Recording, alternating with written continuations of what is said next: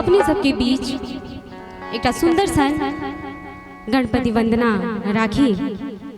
ताही सब पहिने हम कह कि मिथिले के हम बेटी छी ताही पर कनेक गुमान बहिन हमर सिया धिया पाहुन श्रीपति राम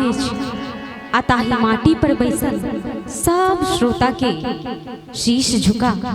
शत शत प्रणाम शीश झुका शत शत प्रणाम और एक सुंदर सन गणपति वंदना रखी चूंकि गणेश जी के